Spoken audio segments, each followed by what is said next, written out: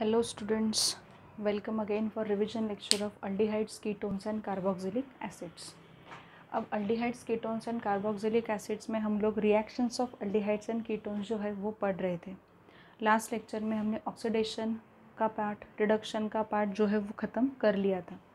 वहाँ पे अल्डिहाइड किस तरीके से एक्ट करते हैं एज अ रिड्यूसिंग एजेंट वो हमने यहाँ पे कवर अप कर लिया था. अब नेक्स्ट जो काफ़ी इम्पॉर्टेंट रिएक्शन है हेलोफॉर्म रिएक्शन, उसके बारे में हम डिस्कस करेंगे. हेलोफॉर्म रिएक्शन में ही पार्ट वहाँ पे आ रहा है आइडोफॉर्म टेस्ट का. आइडोफॉर्म टेस्ट कोई अलग नहीं है, यहीं से मैं आपको बता दूंगी कि आइडोफॉर्म टेस्ट एग्जैक्टली क्या होती है. तो ये जो भी हेलोफॉर्म रिएक्शन है यहाँ पे एक्चुअल में ये रिएक्शन जो होती है वो मिथाइल कीटोन्स का एक कैरेक्टरिस्टिक रिएक्शन माना जाता है. ये बोलना चाहती हूँ मैं कि कीटोन्स ये रिएक्शन देते हैं, बट कीटोन्स में मिथाइल कीटोन्स जो होते हैं वो ये रिएक्शन वहाँ पे देते हैं. Ketones gives this test amongst ketones give this test. Methyl ketone लिखना मैं भूल गई, वहाँ पे आप करेक्शन कर लो. अमंगस्ट अल्डिहाइड्स और acetaldehyde give this test. Aldehyde में सिर्फ एसिटाल्डिहाइड ही क्यों आपको ये टेस्ट दे रहा है. एसिटाल्डिहाइड को अगर आप देखो तो C डबल बॉन्ड O बीच में है, वहाँ पे एक तरफ हाइड्रोजन है, एक तरफ R है. R मतलब CH3. एसिटाल्डिहाइड अगर वहाँ पे होगा तो CH3 है. तो इस वजह से यहाँ पे जो भी हेलोफॉर्म रिएक्शन है वो हेलोफॉर्म रिएक्शन कौन दे सकता है, मिथाइल कीटोन्स दे सकते हैं. और अल्डिहाइड में अगर आप देखो तो अल्डिहाइड में सिर्फ आपका एसिटाल्डिहाइड जो होता है वो ये रिएक्शन यहाँ पे दे सकता है. नेक्स्ट है carboxylic acid produced contains 1 carbon atom less than the carbonyl compound. Carbonyl compound में आपने एसिटाल्डिहाइड लिया है या मिथाइल कीटोन लिया है एज अ रिएक्टेंट. रिएक्टेंट में अगर वहाँ पे हम बोल सकते हैं कि 3 वहाँ पे क्या है कार्बन है, तो जो कार्बोक्सिलिक एसिड यहाँ पे फॉर्म होने वाला है तो कार्बोक्सिलिक एसिड में एक कार्बन एटम कम होगा. जो भी रिएक्टेंट लिया होगा उससे एक कार्बन एटम वहाँ पे कम होगा. सो वही यहाँ पे मैंने दिया है. एक रिएक्शन हम लिख के देखते हैं. यहाँ पे R C double bond O CH3. अब यहाँ पे R जो होगा वो हाइड्रोजन भी हो सकता है. अगर हाइड्रोजन हुआ तो ये कंपाउंड एसिटाल्डिहाइड हो जाएगा. अगर यहाँ पे कोई अदर अल्काइल ग्रुप अटैच हुआ तो it will B ketone, but the thing is it should be methyl ketone. ठीक है. सो यहाँ पे 3NaOH. अब ये NaOH जो है सोडियम हाइपोहलाइट जिसे कहा जाता है, सोडियम हाइपोहलाइट जिसे कहा जाता है, वो बनता कैसे है एक्चुअल में. यहाँ पे NaOH और X2 ये जो होते हैं मतलब सोडियम हाइड्रोक्साइड है अल्कली, और जो हैलोजन है उनको अगर वार्म किया जाए तो वहाँ पे सोडियम हाइपोहलाइट वहाँ पे प्रिपेयर होता है. And that we are using in the reaction as a second reactant. ठीक है. अब यहाँ पे एक फॉर्मेशन हुआ RCOO माइनस Na प्लस का फॉर्मेशन हुआ. CHX3 यहाँ पे फॉर्म हुआ है, CHX3 यहाँ पे फॉर्म हुआ है और यहाँ पे NaOH बाहर निकल गया. अब यहाँ पे आगे अगर रिएक्शन को प्रोसीड करो तो you will get a carboxylic acid. Carboxylic acid वहाँ पे आपको मिल जाएगा. मतलब एसिडिफिकेशन अगर उसका किया आपने तो NaCl बाहर निकलेगा, OH यहाँ पे आएगा, तो HCl के प्रेजेंस में वहाँ पे एक कार्बोक्सिलिक एसिड का प्रिपरेशन होगा. The thing is reaction same रहने वाली है, रिएक्शन में कुछ चेंज आपको नहीं मिलेगा. बट यहाँ पे अगर आपने देखा है कि CHX3 है, हर जगह पे हम X यूज़ कर रहे हैं, यहाँ भी X आया है. ठीक है. यहाँ भी सोडियम हाइपोहलाइट जो है वहाँ पे X आया है. तो हम अगर उस तरीके से देखें कि आइडोफॉर्म टेस्ट एग्जैक्टली क्या है, आइडोफॉर्म टेस्ट में हम करने क्या वाले हैं, थोड़ा सा सोचो. यहाँ पे आइडोफॉर्म टेस्ट जो होती है वो मिथाइल कीटोन के लिए कैरेक्टरिस्टिक टेस्ट मानी जाती है. तो यहाँ पे देखो, अगर सपोज़ हमने ये किया कि NaOH है यहाँ पे और I2 है, इनको वार्म किया हमने, तो हमें यहाँ पे मिलेगा NaOI आपको मिलेगा. तो NaOI यहाँ पे आपको लेना है. यहाँ पे CHI3 का फॉर्मेशन यहाँ पे होगा. एंड हेंस ये जो प्रेसिपिटेट यहाँ पे बन रहा है ये येलो कलर का प्रेसिपिटेट आपको वहाँ पे मिलता है. सो ये जो येलो कलर का प्रेसिपिटेट अगर मिल गया तो it is confirm that the given organic compound consist of ketone and specifically it is a methyl ketone. So it is an iodoform test. Iodoform test जो होती है मिथाइल कीटोन्स वहाँ पे देते हैं.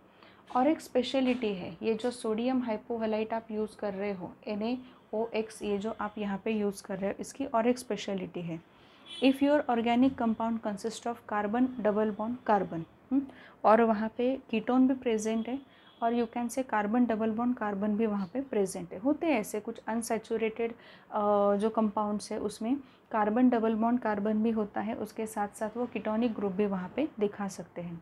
सो अगर ऐसा हुआ तो क्या sodium hypohalite carbon double bond carbon पे अफेक्ट करेगा क्या?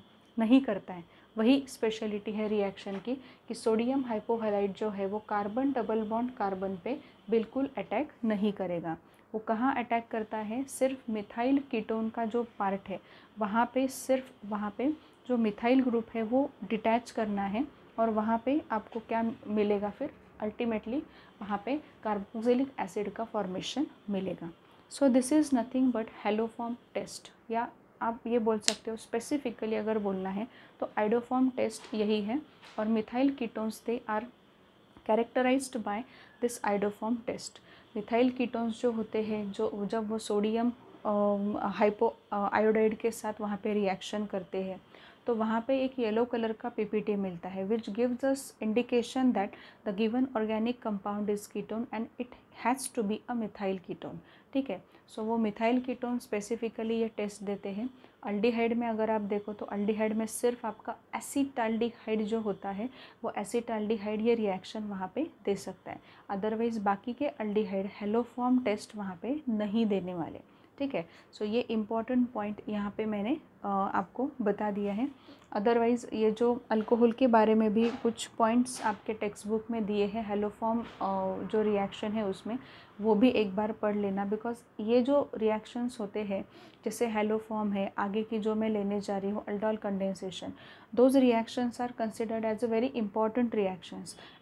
MCQ टाइप ऑफ क्वेश्चंस जो होते हैं वो अगर उस पर आए वहाँ पे तो काफ़ी सारे क्वेश्चंस वहाँ पे सेट होने के चांसेस हो सकते हैं, क्योंकि वैसे भी अल्डिहाइड कीटोन्स का टॉपिक काफ़ी बड़ा टॉपिक है। ठीक है, अल्डिहाइड्स कीटोन्स का टॉपिक और कार्बोक्सिलिक एसिड अभी भी हमारा बाकी है, काफ़ी बड़ा टॉपिक है, तो इस पर थोड़ा सा ज़्यादा वेटेज देना आपको ज़रूरी होगा।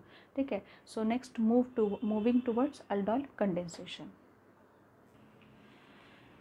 So moving towards a very important reaction, aldol condensation. aldol condensation समझ में आएगा तभी क्रॉस अल्डोल कंडेंसेशन जो है वो समझ में आएगा, अदरवाइज़ क्रॉस अल्डोल कंडेंसेशन समझना काफ़ी मुश्किल होगा आप लोगों के लिए। देखो अब यहाँ पे ये जो हम देख रहे हैं ये है सेल्फ अल्डोल कंडेंसेशन। मतलब यहाँ पे क्या किया है हमने, रिएक्टेंट में जो दो यूनिट्स यूज़ किए हैं कार्बोनिल कंपाउंड के, वेदर इट में भी अल्डिहाइड वेदर इट में भी कीटोन, वो सेम है। यहाँ पे मैंने एसिटाल्डिहाइड यूज़ किया है, ये भी एसिटाल्डिहाइड ही है। ये कन्वीनियंस के लिए मैंने हाइड्रोजन इस तरीके से दिखाए हैं, वो मैं आगे आगे बताती जाऊँगी आपको कि क्या और किस तरीके से यहाँ पे रिएक्शन आगे बढ़ रही है। देखो सबसे पहले alpha carbon and alpha hydrogens are important. सबसे पहले कंसेप्ट क्लियर होना ज़रूरी है कि अल्फ़ा कार्बन और अल्फ़ा हाइड्रोजन एग्जैक्टली क्या होते हैं। सपोज़ यहाँ पे मैंने CH3 लिया है, C डबल बॉन्ड O है और यहाँ पे H है, तो अल्फ़ा कार्बन से अटैच जो हाइड्रोजन होते हैं उनको अल्फ़ा हाइड्रोजन कहा जाता है। कार्बोनिल ये ग्रुप है आपका इम्पॉर्टेंट, इससे एडजेसेंट में एक कार्बन अटैच्ड है, ये कार्बन से ये जो 3 हाइड्रोजन अटैच्ड है उनको अल्फ़ा हाइड्रोजन कहा जाएगा, और ये कार्बन को अल्फ़ा कार्बन कहा जाएगा। ये पॉइंट क्लियर होना ज़रूरी है, ये पॉइंट बहुत पहले क्लियर होना चाहिए, अगर नहीं है तो मैंने बता दिया आपको कि क्या होता है। फंक्शनल ग्रुप के बिल्कुल एडजेसेंट में जितने भी कार्बन एटम्स होंगे, ठीक है, वो अल्फ़ा कार्बन होते हैं। और अगर मैंने ये कहा कि अल्फ़ा कार्बन से जुड़े हुए डायरेक्टली अटैच्ड जो हाइड्रोजन होते हैं उनको अल्फ़ा हाइड्रोजन कहा जाता है। So it is very important to know that कि what is exactly role of alpha hydrogen in aldol condensation. Aldol condensation में एक्चुअल में ये अल्फ़ा हाइड्रोजन जो होते हैं इनका काफ़ी बड़ा रोल है। Alpha hydrogens are acidic in nature. Alpha hydrogen जो होते हैं they are acidic in nature. अब वो एसिडिक नेचर में क्यों होंगे वो भी इम्पॉर्टेंट है, समझना इम्पॉर्टेंट होगा, बिकॉज अगर उस पर आपके सेंटेंस फॉर्मेशन के क्वेश्चन आ गए सो आपको गड़बड़ नहीं होनी चाहिए, आपको पता होना चाहिए कि अल्फ़ा हाइड्रोजन्स जो होते हैं उनको एसिडिक क्यों कहा जाता है। देखो यहाँ पे कि सपोज़ यही एग्जाम्पल लेना है, देखो ये एग्जाम्पल एसिटाल्डिहाइड का वही लेते हैं और मैं बता रही हूँ आपको ये जो अल्फ़ा हाइड्रोजन होंगे या ये 3 यहाँ पे अल्फ़ा हाइड्रोजन है, ये अल्फ़ा हाइड्रोजन का नेचर एसिडिक क्यों है, ये इम्पॉर्टेंट होगा आपके लिए जानना, तब हम आगे बढ़ सकते हैं अल्डोल कंडेंसेशन में। देखो यहाँ पे कार्बोनिल ग्रुप है, कार्बोनिल ग्रुप जो होता है वो वहाँ पे जैसे हम बोल सकते हैं कि इलेक्ट्रॉन विड्रॉ करने की कोशिश वहाँ पे करता है, इलेक्ट्रॉन विड्रॉ करने की कोशिश वो यहाँ पे करेगा। सो इसका नेट रिज़ल्ट आपको क्या मिलेगा, नेट रिज़ल्ट ये है कि ये जो हाइड्रोजन यहाँ पे अटैच्ड है ना, ये हाइड्रोजन बहुत आसानी से वहाँ से क्या हो सकते हैं, निकल सकते हैं, क्योंकि ये जो कार्बोनिल कार्बन है या ये भी कार्बोनिल कार्बन कोई भी कंसिडर करो, वो कार्बोनिल कार्बन इलेक्ट्रॉन को खुद की तरफ खींचने की कोशिश करेगा और उस वजह से हाइड्रोजन बहुत आसानी से यहाँ से निकल जाएंगे, H+ के फॉर्म में निकलते हैं। वो H+ के फॉर्म में अगर निकल रहे तो सोचो कि H+ वहाँ पे कौन देता है, जो एसिड होता है वही H+ वहाँ पे देता है। सो इसलिए हम ये बोल सकते हैं कि ये जो हाइड्रोजन्स होते हैं ये एसिडिक नेचर वहाँ पे दिखा सकते हैं। और एक है कि ये हाइड्रोजन एक यहाँ से जाने से कोई फ़र्क नहीं पड़ेगा, क्योंकि यहाँ पे डबल बॉन्ड है, डबल बॉन्ड वहाँ पे कॉन्जुगेशन में आपको वहाँ पे मिलेगा, रेजोनेंस स्टेबलाइज हो जाएगा, हाइड्रोजन जाने से एक हाइड्रोजन का डिटैच होने से वहाँ पे कुछ भी फ़र्क नहीं पड़ेगा। ठीक है, so moving towards next point, aldol ये जो नाम है ये 2 ग्रुप्स का मिक्सचर आपको दिखाई देगा, वहाँ पे अल्डिहाइड ग्रुप का प्रेजेंस भी होगा, अल्कोहल ग्रुप का प्रेजेंस भी वहाँ पे होगा। The yield of ketones are very poor, मतलब जैसे अल्डिहाइड का मैंने दिखाया है वैसे कीटोन का भी हो सकता है, बट कीटोल का जो भी इल्ड होता है वो काफ़ी पुअर होता है, कम क्वांटिटी में कीटोल्स वहाँ पे फॉर्म होते हैं। अल्डिहाइड्स जो होते हैं वो अल्डोल कंडेंसेशन बहुत अच्छी तरीके से दिखाते हैं और विथ अ नेट इल्ड भी काफ़ी अच्छे खासे परसेंटेज में मिल जाता है। रिएक्शन तो मैंने यहाँ पे लिखी है, बट बेसिकली यहाँ पे और एक पॉइंट जानना आपके लिए ज़रूरी होगा। वो पॉइंट ऐसा है, देखो हाइड्रोजन यहाँ पे है, यहाँ पे OH- का प्रेजेंस होगा, ये OH- जो होगा ये OH- इस हाइड्रोजन को अटैच करेगा, यहाँ पे फॉर्मेशन किसका होगा आप देखो, अब CH2- होगा, यहाँ पे C+O और यहाँ पे इस तरीके से फॉर्मेशन होगा। ठीक है, कार्ब अनायन का फॉर्मेशन यहाँ पे हुआ है, कार्ब अनायन, कार्बन के ऊपर जब नेगेटिव चार्ज आता है तो उसे कार्ब अनायन कहा जाता है, कार्ब अनायन का फॉर्मेशन हुआ। अब यहाँ पे ये जो कार्ब अनायन है ये न्यूक्लियोफाइल की तरह एक्ट करेगा, बिकॉज ये निगेटिव चार्ज लेके बैठा है और हमें ये पता है कि ये तो कार्बन क्या होता है, इलेक्ट्रोफिलिक नेचर दिखाता है, हमेशा कम इलेक्ट्रॉन की डेफिशिएंसी में वो जी रहा है। तो यहाँ पे देखो ये जो पर्टिकुलर कार्बन है ये कार्बन इससे अटैच होगा, ये कार्बन का बॉन्ड इस तरीके से टूटेगा। ठीक है, तो वही यहाँ पे दिखाने की कोशिश की है, देखो CH3 है, CH ये जो H है ऊपर लिखा है O- हो रहा है। अब ये O- जो है ना, ये O- यहाँ का जो H+ गया है ना उसके साथ अटैच होगा, OH यहाँ पे बन जाएगा, बाकी का एज इट इज़ CH2 यहाँ पे अटैच किया है। ठीक है, C+O यहाँ पे है और H यहाँ पे, मतलब ये जो दूसरा एसिटाल्डिहाइड का यूनिट है उसका क्या बनेगा, सबसे पहले कार्ब अनायन बनेगा, और कार्ब अनायन के प्रिपरेशन के लिए किसका होना ज़रूरी है, यहाँ पे NaOH का होना ज़रूरी है, तभी एक बेस के प्रेजेंस में देखो एसिडिक हाइड्रोजन जो है ना वो काफ़ी अच्छे खासे रिएक्टिविटी के साथ डिटैच हो सकता है। वैसे यहाँ से वो डिटैच होने वाला है, बट द थिंग इज़ कि अगर यहाँ पे बेस का प्रेजेंस होगा तो वो जो हाइड्रोजन है वो इधर उधर नहीं घूमेगा। ठीक है, इसके साथ H2O फॉर्म करेगा और फिर से यहाँ पे O- के साथ आके यहाँ पे OH का फॉर्मेशन करेगा। सो ये है एसिटाल्डोल यहाँ पे फॉर्म हुआ, यहाँ पे एसिटाल्डोल फॉर्म हुआ, मतलब एक एसिटाल्डिहाइड का यूनिट है और यहाँ पे एक OH ग्रुप का भी प्रेजेंस है, एसिटाल्डोल। ठीक है, अब यहाँ पे यहाँ तक आके रिएक्शन नहीं रुकेगी। ठीक है, क्यों नहीं रुकेगी, देखो उसके 2 रीज़न्स हैं। यहाँ पे वाटर मॉलिक्यूल का रिमूवल हो सकता है, बहुत आसानी से रिमूवल होगा वाटर मॉलिक्यूल का, देखो आप यहाँ पे वाटर मॉलिक्यूल यहाँ से रिमूव हुआ, यहाँ पे डबल बॉन्ड आ जाएगा, वही दिया है CH3 CH लिखा है, double bond CH and CHO, ठीक है।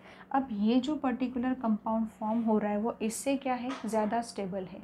ये कंपाउंड क्यों स्टेबल होगा, देखो दोनों के स्ट्रक्चर्स आप अच्छे से देखो एंड देन रियलाइज़ करने की कोशिश करो। यहाँ पे कोई कॉन्जुगेटेड सिस्टम आपको नहीं दिखाई दे रहा, यहाँ पे कॉन्जुगेटेड सिस्टम है। यहाँ पे सिंगल बॉन्ड फिर डबल बॉन्ड, सिंगल बॉन्ड फिर डबल बॉन्ड फिर सिंगल बॉन्ड, तो कॉन्जुगेटेड सिस्टम यहाँ पे दिखाई दे रहा है। तो कॉन्जुगेटेड सिस्टम की वजह से ये ब्यूट टू इनाल जो है, इनाल, ठीक है, वो क्या है वहाँ पे काफ़ी स्टेबल है देन यूर एसीटाल्डोल, ठीक है। ये इम्पॉर्टेंट पॉइंट्स मैंने अभी बताए। तो ये इम्पॉर्टेंट पॉइंट्स मैंने यहाँ पे लिखे नहीं है, but you have to consider that कि किस तरीके से रिएक्शन होगी। सबसे पहले एक यूनिट जो होता है वो एज इट इज़ रहेगा, दूसरे यूनिट से कोई भी एक यूनिट से आप क्या कर सकते हो, हाइड्रोजन को डिटैच करो, then you will get formation of that particular respective carbanion. Carbanion का फॉर्मेशन जैसे ही वहाँ पे होता है तो वो कार्ब अनायन एक्ट करता है एज अ न्यूक्लियोफाइल। ये न्यूक्लियोफाइल जाके कहाँ जुड़ेगा, इस कार्बन के साथ जुड़ जाएगा। ऑक्सीजन यहाँ पे अपने इलेक्ट्रॉन लेगा, माइनस हो जाएगा। तो ये पॉइंट दिखाया नहीं है, लेकिन ये रिएक्शन देखो यहाँ पे रिवर्सिबल है। बट आगे की रिएक्शन क्या है, वहाँ पे रिवर्सिबल नहीं हो सकती, बिकॉज जब एसीटाल्डोल का फॉर्मेशन होता है ना तो तुरंत वहाँ से एलिमिनेशन वाटर का हो जाता है। वाटर का एलिमिनेशन होने के बाद आपको जो कंपाउंड मिलेगा which is more stabilize than your aldol product, acetaldol product. Why it is so, because ये जो प्रोडक्ट यहाँ पे दिखाई दे रहा है it consist of conjugation. Conjugation वहाँ पे आपको दिखाई दे रहा है, तो कॉन्जुगेशन की वजह से ये ज़्यादा स्टेबल होगा। Same case happens in ketone as well.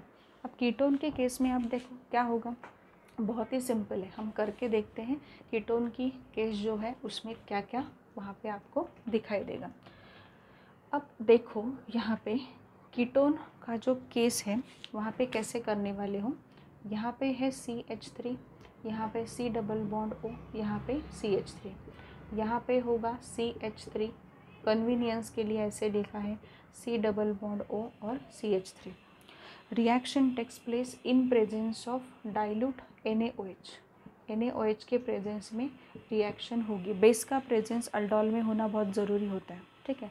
अब यहाँ पे क्या होगा, ये OH माइनस एक हाइड्रोजन को लेके चला जाएगा, ये हाइड्रोजन यहाँ से चला जाएगा, क्या फॉर्म होगा, CH2 माइनस फॉर्म होगा, C double bond O and CH3। अब क्या है, वही ये न्यूक्लियोफाइल यहाँ पे अटैक करेगा, ऑक्सीजन खुद के इलेक्ट्रॉन लेके भाग जाएगा और यहाँ पे फॉर्मेशन होगा, देखो CH3 है, C है, यहाँ पे CH3, नीचे OH होगा, यहाँ पे CH2 ऐसे लिखा है, C डबल बॉन्ड O और CH3। यहाँ पे ये जो प्रोडक्ट आपको मिला है जिसे हम बोल सकते हैं कि डाई एसीटोन अल्कोहल करके, यहाँ से फिर से क्या होगा, -H2 होगा, लास्ट में CH3 डबल बॉन्ड C, यहाँ पे होगा C डबल बॉन्ड CH3। ये आपको यहाँ पे जो लास्ट में प्रोडक्ट मिला है ये मेजिटिल ऑक्साइड इसे कहा जाता है। बट यहाँ पे देखो आप कि किस तरीके से मैंने कहा है कि वाटर मॉलिक्यूल निकल गया, फिर डबल बॉन्ड का फॉर्मेशन हुआ, ये क्या है, ये यहाँ पे आपको दिखाई दे रहा है। इसी तरीके से कीटोन का ही फॉर्मेशन यहाँ पे हुआ है, बट ये अनसैचुरेटेड कीटोन है। तो अल्डोल कंडेंसेशन ये जो हमने देखा अभी, ये अल्डोल कंडेंसेशन क्या था, ये तो सेल्फ ही था, मतलब जो एक यूनिट आप यूज़ कर रहे हो, अगर एसीटोन यूज़ कर रहे हो तो एसीटोन का ही दूसरा यूनिट यूज़ करके आप उसके साथ ही रिएक्शन दिखा रहे हो। बट क्रॉस अल्डोल कंडेंसेशन भी होता है, मतलब क्रॉस अल्डोल कंडेंसेशन में दो केसेस बन सकते हैं। जो दो आपने कंपाउंड्स लिए हैं ऑर्गेनिक कंपाउंड, दोनों में भी अगर अल्फ़ा हाइड्रोजन का प्रेजेंस वहाँ पे होगा तो आपको 4 प्रोडक्ट्स मिलते हैं। अगर वहाँ पे दोनों में से एक भी अगर ऐसा है कि जिसमें अल्फ़ा हाइड्रोजन का प्रेजेंस है तो वहाँ पे भी आपको प्रोडक्ट मिलने के चांसेस बनते हैं, क्रॉस अल्डोल के चांसेस वहाँ पे बन सकते हैं। So let us see about cross aldol condensation. ये मैंने जो कहा था it is all about aldol condensation. Self aldol condensation है, क्योंकि यहाँ पे पहले भी हमने एक एग्जाम्पल लिया तो वहाँ पे अल्डिहाइड लिया, एसिटाल्डिहाइड लिया, तो एसिटाल्डिहाइड का ही दूसरा यूनिट हमने लिया। ये एग्जाम्पल जो लिया है तो एसीटोन लिया है, तो एसीटोन का ही दूसरा यूनिट हमने यहाँ पे यूज़ किया है। So it is going to be actual में ये सेल्फ अल्डोल कंडेंसेशन की तरह हमें दिखाई देगा। जो जो पॉइंट्स मैंने बताए हैं वो पॉइंट्स बहुत अच्छे से याद रखो।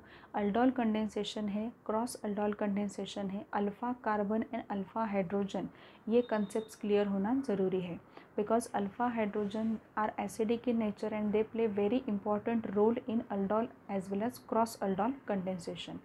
यहाँ पे अल्डोल ये जो वर्ड है, ये वर्ड दो तरीके से बना है, एक अल्डिहाइड उसमें छिपा हुआ है और एक अल्कोहल भी वहाँ पे आपको दिखाई देगा। यहाँ पे अल्डोल भी बन सकता है और कीटोल भी बन सकता है, मतलब यूनिट जैसे लोगे उस पर डिपेंड है। बट अल्डोल का जो भी इल्ड होता है वो कंपैरेटिवली काफ़ी अच्छा है और कीटोल का इल्ड उतना अच्छा नहीं है, वो पुअर इल्ड में आपको मिलता है। नेक्स्ट है कि वहाँ पे कार्ब अनायन का फॉर्मेशन इम्पॉर्टेंट होगा। कार्ब अनायन का फॉर्मेशन होने के बाद that particular carbanion acts as a nucleophile, electron rich species वो बन जाती है वहाँ पे। तो इलेक्ट्रॉन रिच है तो वो दूसरे यूनिट पे क्या करेगा, कार्बोनिल कार्बन पे अटैक करेगा एंड देन फॉर्मेशन होगा एक कंपाउंड का।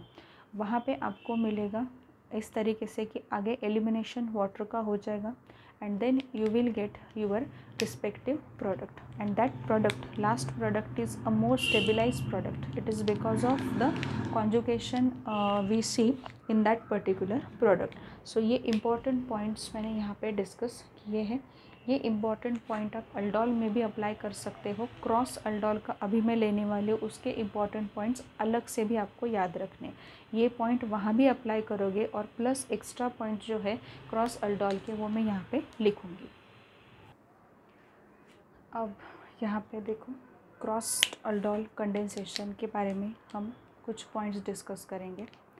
मैकेनिज़्म वही है जो मैंने डिस्कस की है। कार्बन आयन का फॉर्मेशन होगा in presence of NaOH, then उसके बाद वो कार्बन आयन एक्ट करेगा as a nucleophile, then it will attach to electron मतलब deficient carbonyl carbon, then a product is formed and in that particular product dehydration occurs rapidly and then you will get your final product with a stable manner due to presence of conjugation। So ये देखो, cross aldol condensation होता कहाँ पे है, it occurs between two different carbonyl compound, दो अलग अलग carbonyl compounds वहाँ पे रहेंगे। मतलब अल्डिहाइड भी अगर आपने लिया है तो वो अल्डिहाइड भी डिफरेंट वहाँ पे हो सकते हैं, या एक अल्डिहाइड एक कीटोन, इस तरीके से भी वहाँ पे हो सकता है। देखो, if both carbonyl compound contains alpha hydrogen then a mixture of 4 products you will get. ये पॉइंट मैं आपको एक्सप्लेन करूँगी आफ्टरवर्ड्स, ये पॉइंट का एक्सप्लेनेशन यहाँ पे आपको मैं दे दूँगी। अगर दोनों भी कार्बोनिल कंपाउंड आपने ऐसे लिए हैं कि जिसमें अल्फ़ा हाइड्रोजन का प्रेजेंस दोनों भी कार्बोनिल कंपाउंड में है, जो आपने रिएक्टेंट में लिए हैं, तो प्रोडक्ट में आपको कितने प्रोडक्ट मिलेंगे, 4 प्रोडक्ट्स आपको वहाँ पे मिलेंगे, 4 प्रोडक्ट्स मिलेंगे। Cross aldol can take place even one of the carbonyl compound has alpha hydrogen and another not. Cross aldol condensation कहाँ पे हो सकता है, सपोज़ एक ऐसा ऑर्गेनिक कंपाउंड है कि जहाँ पे अल्फ़ा हाइड्रोजन नहीं है, पर दूसरा रिएक्टेंट आपने ऐसा लिया है कि जहाँ पे अल्फ़ा हाइड्रोजन का प्रेजेंस है, तो उन दोनों में भी क्रॉस अल्डोल कंडेंसेशन हो सकता है। जैसे फॉर्मल्डिहाइड है और एसिटाल्डिहाइड है। फॉर्मल्डिहाइड में अल्फ़ा हाइड्रोजन का प्रेजेंस नहीं है, बिकॉज फॉर्मल्डिहाइड में that CO group is not directly attach to any of the carbon, so alpha hydrogen वहाँ पे नहीं है। बट एसिटाल्डिहाइड में अल्फ़ा हाइड्रोजन का प्रेजेंस है। दोनों में जो वहाँ पे रिएक्शन होगी वो भी क्रॉस अल्डोल कंडेंसेशन होगा। Ketones do not readily undergo self condensation. Ketones जो होते हैं वो सेल्फ कंडेंसेशन ज़्यादातर नहीं करते। मतलब अगर ऐसा हुआ कि सपोज़ आपको एसिटाल्डिहाइड दिया है और आपको कीटोन दिया है, दोनों में क्रॉस अल्डोल कंडेंसेशन होगा। मेन प्रोडक्ट कौन सा है आपका, मेजर प्रोडक्ट कौन सा है, ये अगर आपको पहचानना है तो मेजर प्रोडक्ट आपका कौन सा रहेगा। कीटोन ज़्यादा से ज़्यादा सेल्फ कंडेंसेशन नहीं देते, स्टेरिक हिंड्रेंस बहुत होता है उसमें, ठीक है। सो कीटोन और एसिटाल्डिहाइड में जो क्रॉस वाला प्रोडक्ट बनेगा वो आपका मेजर प्रोडक्ट वहाँ पे हो सकता है। सो ये पॉइंट बहुत अच्छे से याद रखो कि कीटोन्स जो होते हैं they do not readily undergo self condensation, steric hindrance का जो पॉइंट है वो यहाँ पे रिस्पॉन्सिबल है, तो उसमें डिटेल हम नहीं जाएंगे, अभी सिर्फ मैं बताऊंगी आपको कि क्यों यहाँ पे ऐसा हो रहा है। Let us move towards one example. एक एग्जाम्पल यहाँ पे हमने लिया है। अब एग्जाम्पल में आप खुद यहाँ पे देख सकते हो कि एक एसिटाल्डिहाइड है और एक प्रोपियोनल्डिहाइड है, एक इथेनॉल है और एक प्रोपेनॉल है। ये दो एग्जाम्पल्स मैंने लिए हैं। अल्डिहाइड ही है बट डिफरेंट है ना, अल्डिहाइड में भी डिफरेंट अल्डिहाइड्स है, वो एक इथेनॉल है एक प्रोपेनॉल है। अल्फ़ा हाइड्रोजन देखो, ये अल्फ़ा कार्बन है और ये 3 अल्फ़ा हाइड्रोजन यहाँ पे प्रेजेंट है। यहाँ पे अल्फ़ा हाइड्रोजन देखो, ये कार्बोनिल कार्बन है and this carbonyl carbon is directly attached to carbon, it is alpha carbon. ये अल्फ़ा कार्बन है और ये जो हाइड्रोजन है ये अल्फ़ा हाइड्रोजन है। 2 अल्फ़ा हाइड्रोजन यहाँ पे प्रेजेंट है। तो यहाँ पे बच्चों 4 कंपाउंड्स, 4 प्रोडक्ट्स बनने के चांसेस आपको मिलेंगे।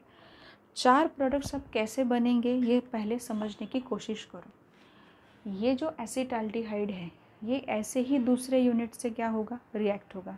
मतलब ये 2 लिए है तो 2 दिखाने की कोशिश की है ना, मिक्सचर में एक ही तो यूनिट नहीं होगा उसका, ठीक है। सो एसिटाल्डिहाइड ऐसे ही दूसरे से क्या होगा, रिएक्ट होगा। मतलब यहाँ पे सेल्फ का एक प्रोडक्ट बन गया। ये प्रोपेनॉल ऐसे ही दूसरे से रिएक्ट होगा, यहाँ पे भी एक सेल्फ का प्रोडक्ट बन गया। सेल्फ के कितने प्रोडक्ट आपको मिले, 2 प्रोडक्ट्स आपको मिले। अब यहाँ पे आपको मिलेगा कि ये जो हाइड्रोजन है ये हाइड्रोजन निकल गया और ये कार्ब अनायन का फॉर्मेशन यहाँ हुआ। ये कार्बन यहाँ पे अटैक करेगा, ठीक है। वैसे इसके साथ भी हो सकता है ना, यहाँ का हाइड्रोजन एक निकल गया, यहाँ पे कार्बन आयन का फॉर्मेशन हुआ, ये कार्बन आयन इस कार्बन पे अटैक कर सकता है। मतलब क्रॉस का यहाँ पे एक प्रोडक्ट, ये कार्बन का इस पे, ये कार्बन का इस पे अटैक होना और ये कार्बन का इस पे अटैक होना, और एक क्रॉस का और एक प्रोडक्ट, ऐसे मिल के यहाँ पे 4 प्रोडक्ट्स का फॉर्मेशन आपको मिलेगा।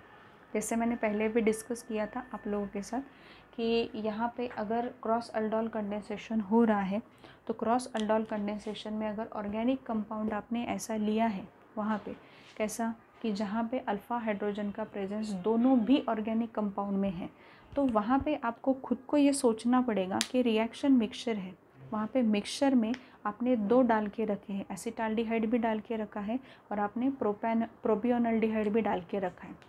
एसिटाल्डिहाइड जो है उसमें 3 अल्फ़ा हाइड्रोजन प्रेजेंट है, प्रोपियोनल्डिहाइड जो है उसमें 2 अल्फ़ा हाइड्रोजन प्रेजेंट है। इन शॉर्ट अल्फ़ा हाइड्रोजन दोनों में प्रेजेंट है। तो इस तरीके से क्या होगा, एसिटाल्डिहाइड उसी रिएक्शन मिक्सचर में दूसरे एसिटाल्डिहाइड के साथ सेल्फ कंडेंसेशन करेगा, प्रोपियोनल्डिहाइड दूसरे प्रोपियोनल्डिहाइड के साथ सेल्फ कंडेंसेशन करेगा। As we have discussed earlier, self aldol condensation जैसे होता है वैसे ही होगा, मैकेनिज्म सेम है, कार्बन आयन का फॉर्मेशन एक्सेट्रा एक्सेट्रा वो सेम है। उसके बाद क्या होगा, यहाँ पे देखो ये कार्ब अनायन बनेगा। ये कार्बन आयन कैसे बनेगा, CH2 माइनस यहाँ पे C डबल बॉन्ड OH। अब ये जो कार्ब अनायन बना है ये इस पे अटैक कर सकता है एग्जैक्टली। तो यहाँ पे एक प्रोडक्ट बन गया आपका, क्रॉस वाला एक प्रोडक्ट जो है वो यहाँ बन गया। और दूसरा देखो ये भी कार्बन आयन फॉर्म कर सकता है, CH3 CH C double bond OH यहाँ पे माइनस। मतलब ये माइनस जो है ये यहाँ पे आके अटैक करेगा, ठीक है। यहाँ पे दूसरा अल्डोल का प्रोडक्ट आपका क्रॉस का तैयार होगा। ऐसे कुल मिला के आपको 4 प्रोडक्ट्स मिलेंगे, ऐसे 4 प्रोडक्ट्स आपको वहाँ पे मिलेंगे। तो 4 जो प्रोडक्ट्स वहाँ पे आपको मिल रहे हैं they are very very important. Aldol condensation में self aldol condensation, cross aldol condensation दोनों के दोनों भी बहुत इम्पॉर्टेंट है। सेल्फ अल्डोल कंडेंसेशन की मैकेनिज़्म जो है वही मैकेनिज़्म आप यहाँ पे अप्लाई करोगे, मैकेनिज़्म चेंज नहीं होगी। बट द थिंग इज़ कि अगर आप क्रॉस अल्डोल कंडेंसेशन में जाते हो आपको कंफ्यूज होने की ज़रूरत नहीं है। क्रॉस अल्डोल कंडेंसेशन में कार्बोनिल कंपाउंड्स आप डिफरेंट लेने वाले हो, मतलब aldehyde he low but aldehyde में ही अगर आपने डिफरेंट लिया तो वहाँ पे वो क्रॉस अल्डोल होगा। अगर आपने एक अल्डिहाइड लिया है और एक कीटोन लिया है then again it will be cross aldol condensation. But major product कौन सा होगा वहाँ पे, क्रॉस वाला होगा, because ketones they do not readily undergo self condensation. Next और एक एग्जांपल मैंने बताया, फॉर्मल्डिहाइड लिया आपने कि जहाँ पे अल्फ़ा हाइड्रोजन का प्रेजेंस नहीं है। बच्चों फॉर्मल्डिहाइड में अल्फ़ा हाइड्रोजन का प्रेजेंस नहीं है, बट एसिटाल्डिहाइड में अल्फ़ा हाइड्रोजन का प्रेजेंस है। जो दूसरा रिएक्टेंट आपने एसिटाल्डिहाइड लिया है तो वहाँ पे भी प्रोडक्ट बन सकता है। क्रॉस अल्डोल का जो भी प्रोडक्ट रहेगा वो भी वहाँ पे आपका क्या रहेगा, मेजर प्रोडक्ट कहलाएगा। बिकॉज फॉर्मल्डिहाइड में ना ही वहाँ पे कुछ होने के चांसेस हैं, अल्फ़ा हाइड्रोजन का प्रेजेंस वहाँ पे नहीं है। फॉर्मल्डिहाइड में देखो, आप खुद ही देखो, कार्बोनिल कार्बन डायरेक्टली अटैच हुआ है हाइड्रोजन के साथ। वो कार्बन के साथ अटैच होना चाहिए पहले और फिर हाइड्रोजन के साथ अटैच होना चाहिए, तब हम अल्फ़ा हाइड्रोजन उसे वहाँ पे बोलते हैं। तो ये एक पॉइंट यहाँ पे इम्पॉर्टेंट था। और एक पॉइंट मैं यहाँ पे आपको बताना चाहूँगी कि जो मैंने क्रॉस अल्डोल कंडेंसेशन का बताया है, पेज नंबर 465 पे ये जो पैराग्राफ यहाँ पे दिया हुआ है, the paragraph is very very important and you should read that paragraph once twice thrice, ठीक है। इसलिए इसके बाद ही आपको ये जो पॉइंट्स है ये समझ में आ सकते हैं, क्योंकि यहाँ पे कई बार ये होता है कि सेल्फ है या क्रॉस है, यही आइडेंटिफिकेशन नहीं हो पाता। क्रॉस अल्डोल कंडेंसेशन में प्रोडक्ट्स भी काफ़ी अच्छे खासे आपको मिल रहे हैं। अगर दोनों कार्बोनिल कंपाउंड्स में अगर वहाँ पे भर भर के अल्फ़ा हाइड्रोजन प्रेजेंट है तो चांसेस है ही 4 प्रोडक्ट्स वहाँ पे बनेंगे, सेल्फ के 2, क्रॉस के 2, ठीक है। तो ये पॉइंट्स को बहुत अच्छे से याद रखो बच्चों। नेक्स्ट रिएक्शन हम लेने वाले हैं अब नेक्स्ट लेक्चर में, which is a Cannizzaro reaction.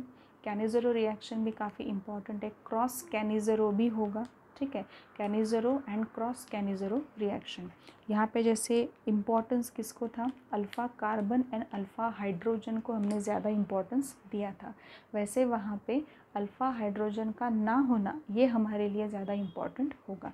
So let's see in next lecture what is exactly a Cannizzaro reaction is. Haloform complete किया है हमने, आइडोफॉर्म टेस्ट क्या होती है वो कंप्लीट की है, अल्डोल कंडेंसेशन कंप्लीट हुआ है, क्रॉस अल्डोल कंडेंसेशन कंप्लीट हुआ है। You have to read those points given in your text book. Text book में बहुत डिटेल में आपको ये पॉइंट्स दिए हैं, प्लीज़ रीड टेक्स्ट बुक। मैंने जो पॉइंट्स बताए हैं वो पॉइंट्स भी बहुत अच्छे से रीड करो। क्वेश्चन MCQ टाइप के 100% अल्डोल या क्रॉस अल्डोल पे वहाँ पे मिलते हैं, ठीक है। सो तब तक पढ़ाई करते रहो। अल्डिहाइड्स कीटोन्स के और भी एक्सरसाइज आपको मिलने वाले हैं, लगभग सैटरडे या फ्राइडे तक आपको वो मिल जाएंगे। उसमें कुछ क्वेश्चन मैंने ऐसे भी दिए हैं कि काफ़ी पहले के क्वेश्चन आ चुके हैं, वो क्वेश्चन वो भी आप एक बार देख लेना, वो भी एक्सरसाइज आपको वहाँ पे मिल जाएगी।